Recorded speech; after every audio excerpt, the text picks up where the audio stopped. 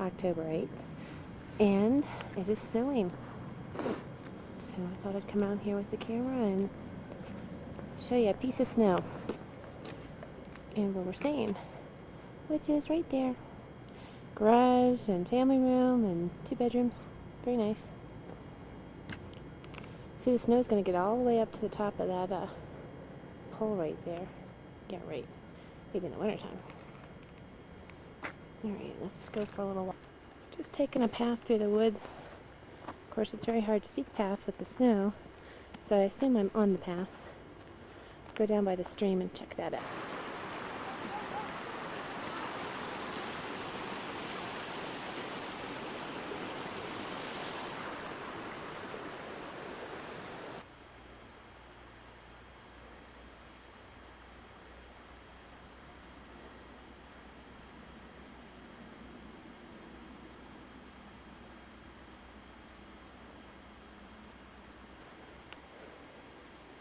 What a beautiful setting.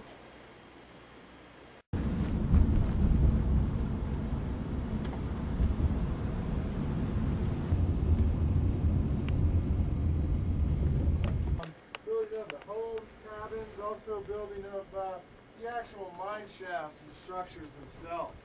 Almost all the original buildings were built with square nails that the blacksmith would forge by himself.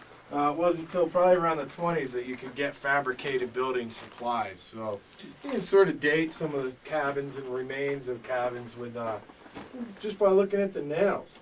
Here you see a wood-fired kiln and big bellows to keep the, or it may have a little bit, but this is just the typical size of the rock that would be extracted from the mine. This would be your ore. It would either be processed on site, and I'll show you some of the equipment they had here to process the gold out, or they'd take it down to a big commercial mill site where they'd pay a fee or a certain percentage, and it would be done much more efficient. A bunch of different things. Then around the turn of the century, we got the internal combustion gasoline engine. This one happens to have a Champion spark plug in it, so it's definitely been tried to been restored. I don't know the exact date. It's early 1900s on that right there. This piece here was made in Easton, Pennsylvania. Restoring this, but if you look at it east, usually twice. All the trees you're seeing are second or third growth, okay? A lot of people don't realize that, but if you look at all the uses they had for wood, just to heat one home, one cabin is going to take you at least 8 cords to get through the winter with an efficient wood stove. If you guys want to jump up and take a picture at any time, that's fine, but you will need to take your seatbelt off. Yeah, that's true. These like outcrops you're seeing here are just granite that kind of away. They then channel all that runoff through a series of sluice boxes, which have ridges on it, just like that shaker table, and it would automatically filter out the little fragments. Hopefully. No brakes.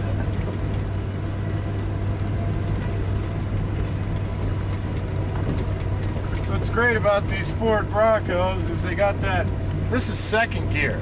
Oh, is that right? And 4 low. If you put it in first, cyanide solution, which would be in that tub or trough on the bottom. Now, why this is here instead of at the Jesse Mill, I can only imagine that this mine ran a bit later than all the others, and the mill had already shut down.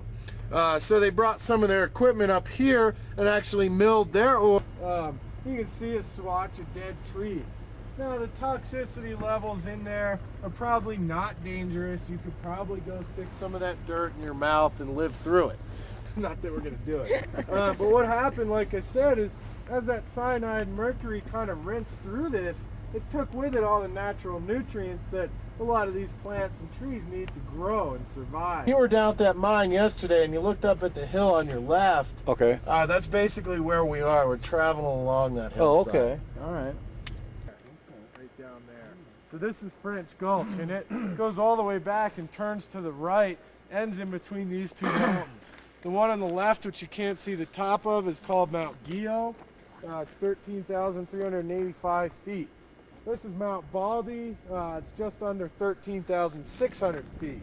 Those little shacks up there One's an abandoned weather station, and the other one is a receiving station for the cable company. You can also see a mine in between those shacks and the tree line, going back into that hillside.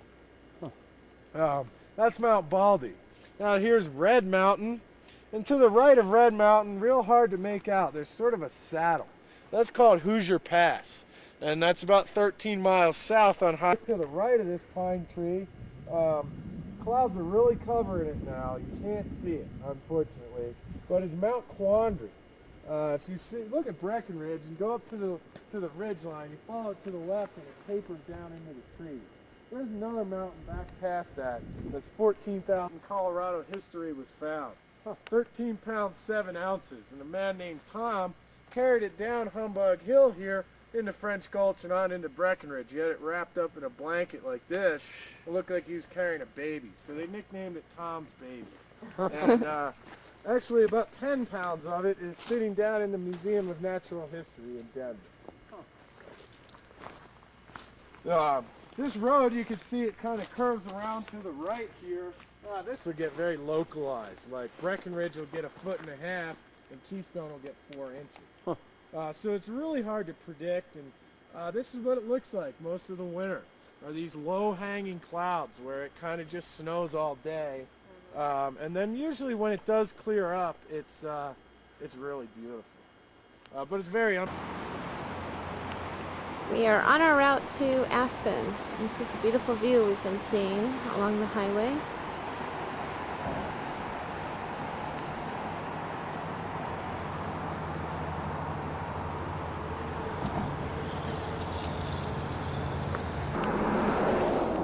This is just outside of Aspen. We already breezed through Aspen.